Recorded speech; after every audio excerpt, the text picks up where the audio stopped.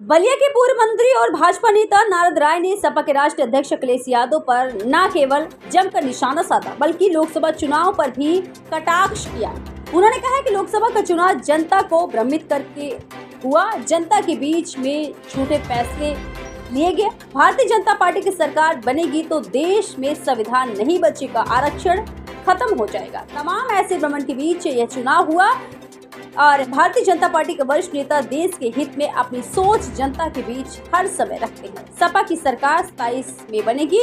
इस बार नारद राय ने कहा है कि सपा की सरकार में तो 22 में ही बन रही थी, लेकिन अखिलेश यादव की करनी से नहीं बन पाई।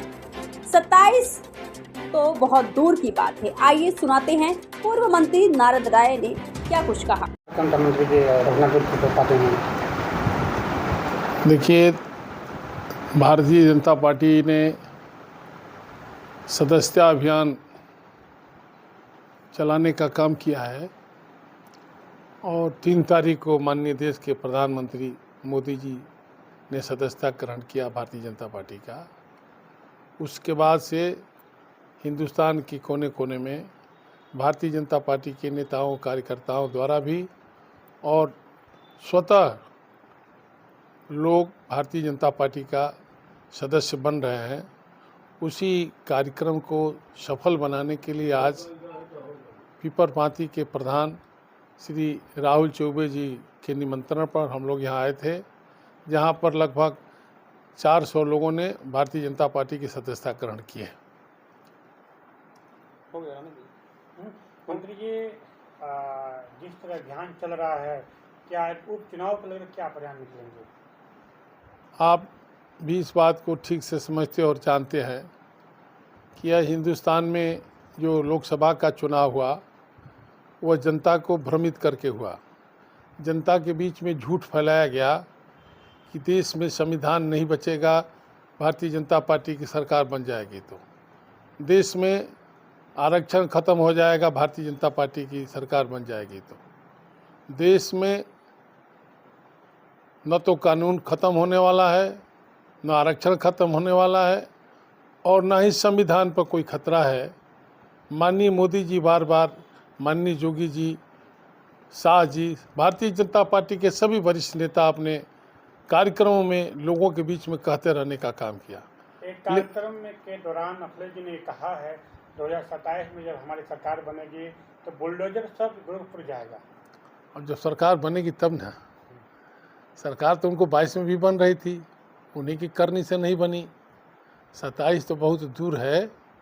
भारतीय जनता पार्टी के कार्यकर्ता और नेता जो लोकसभा में थोड़ा बहुत कमी रह गई, जनता के बीच में सरकार की उपलब्धियों को हम लोगों ने पहुंचाया तो ज़रूर, लेकिन सरकार के और जनता के बीच में एक बात की खाई पैदा किया गया कि संविधान खत्म हो जाएगा। लोग समझ गए हैं कि अगर संविधान की हिफाजत होगी तो भारतीय जनता पार्टी के द्वारा, आरक्षण की हिफाजत होगी तो भारतीय जनता पार्टी के द्वारा, और लोगों की जान माल की रक्षा होगी, चाहे वो इलाज का हो, चाहे वो अनाज का हो और चाहे आवास का हो। इन सारे सवालों का समाधान सिर्फ और सिर्फ एक आदमी कर सकता है, वो है यशस्वी प्रधानमंत्री आदरणीय नरेंद्र मोदी जी। ठीक जी। अखिलेश जी के बाद में ये कहना है गुंडा राज हो गया है, माफिया राज हो गया है और फर्जी इनकाउंटर करवा रहे हैं, जिसका अभी देखेंगे टीवी पर। देखिए, सूप हंसे तो हंसे, चालन को हंसना नहीं चाहिए। एक ज़माना आपने भी देखा है, हम भी उस सरकार में मंत्री थे और यहाँ पर विधायक की हत्या की गई और यही किशानंद राय जी की हत्या हुई। आपने देखा, लाख चाहने के बाद भी कोई मंत्री भी उसके दरवाजे तक नहीं जाता था, डरता था और किसी ने हिम्मत नहीं जुटाई। मैं किशानंद राय के घर भी गया, उनकी हालचाल पूछी, उनकी मदद करने का भरोसा दिया, लेकिन करूँ तो क्या करूँ, क्योंकि नेतृत्व जिन लोगों के इशारे पर नाचता था। आज फिर भारतीय जनता पार्टी का एक एक कार्यकर्ता नेता इस बात को महसूस करता है कि समाजवादी पार्टी जो सरकार चलाई है उससे 1000 गुना बेहतर सरकार चलाना है और जनता भी महसूस कर रही है कि सरकार चल रही है। यहाँ पर न गुंडा है न कोई माफिया है। गुंडा माफिया के इलाज के लिए है तो मोदी जी और योगी जी का बुलडोजर चल रहा है। आम आदमी पर तो चला नहीं। किसी गरीब आदमी को उजाड़ते हुए बुलडोजर को नहीं देखा आपने। हाँ, माफिया और गुंडों का अकुत दौलत जो जनता की गाढ़ी कमाई का लूटने का काम किया था, उसको जोगी जी ने बुलडोजर चला कर ध्वस्त करने का काम किया है।